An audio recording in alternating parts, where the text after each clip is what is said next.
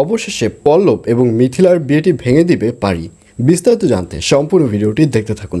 আসসালামু আলাইকুম প্রিয় দর্শক, সবার কি অবস্থা? হাজির হয়ে গেলাম দীপ্ত টিভির নিবেদিত দেনা পাওনা নাটকের 131তম পর্বে কী সব ঘটতে চলছে তার অগ্রিম খবর নিয়ে। অলরাইট, এই পর্বে আপনারা দেখতে পারবেন সুমির মা যখন ছাদ থেকে কাপড় আনতে যাবে ঠিক তখনই সেই সুযোগ পেয়ে ইরফানের ভাবিকে দেখা যাবে সে পারির রুমে ঢুকবে এবং পারির রুমে ঢুকে ওই যে 1 কোটি টাকার যে টিকিটটি রয়েছে ওই টিকিটটি খুঁজতে থাকবে এবং এক পর্যায়ে সেই টিকিটটি পেয়ে টিকিটটি পড়তে থাকবে। আর তখনই ওয়াশরুম থেকে পারি বেরিয়ে আসবে আর পারিকে দেখে রীতিমতো চমকে যাবে ইরফানের ভাবি। ইরফানের ভাবি বলবে, কী ব্যাপার, তুমি এখনও এখানে আছো? তুমি না বাইরে যাবে?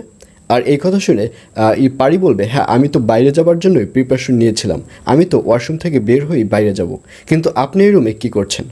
আর এই কথা শুনে ইরফানের ভাবিকে দেখা যাবে সে লটারির ব্যাপারটি হাইড করতে চাইবে।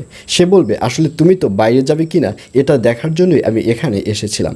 এইসব বলতে দেখা যাবে ইরফানের ভাবিকে এবং এক পর্যায়ে পারিকে দেখা যাবে সে তাড়াহুড়া করে বাড়ির দিকে রওনা করবে এবং বাড়িতে গিয়েই পারির সাথে পাবেলের দেখা হবে। তখন পাবেলের কাছে জানতে চাইবে যে আসলে সেদিন কি হয়েছিল। তখন পাবেল সব কিছু খুলে বলবে যে আসলে সেদিন পল্লব ভাইয়ের কোনো দোষ ছিল না, ওখানে মিথিলা আপু অনেক আগে থেকেই পল্লব ভাইয়ের রুমে বসেছিল এবং এই সব কিছু ফুপু খেয়াল করেছে, ফুপু সব কিছুই দেখেছে।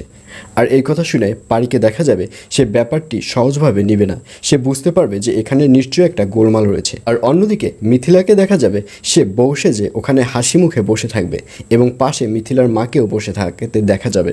তখন মিথিলার মা মিথিলাকে জিজ্ঞাসা করবে যে মিথিলা কিভাবে এগুলো এভাবে সাজালো। তখন মিথিলা বলবে, আসলে তুমি আমার ব্যাপারটি বুঝতে পারবে না, আমরা হচ্ছি জিঞ্জার যুগের মেয়ে, সুতরাং আমাদের বুদ্ধির কাছে সবাই হার মানে। আর এই কথা শুনে মিথিলার মা ভাববে যে গেঞ্জির কথা বলছে। তখন মিথিলার মা বলবে, কী সব গেঞ্জির কথা বলছিস? তখন মিথিলা বলবে, আমি গেঞ্জির কথা বলিনি, আমি জিনজিটের কথা বলেছি। আর এইসব কথা যখন বলতে থাকবে ঠিক তখনই পারি পেছন থেকে বেরিয়ে আসবে এবং পারি বলবে, জি ফুপুক ব্যাপারটি বুঝতে না পারলেও আমি কিন্তু ব্যাপারটি তোমার বুঝতে পেরেছি, আমি কিন্তু আগে থেকেই বুঝতে পেরেছি যে এই সব কিছু তোমার চক্রান্ত ছিল।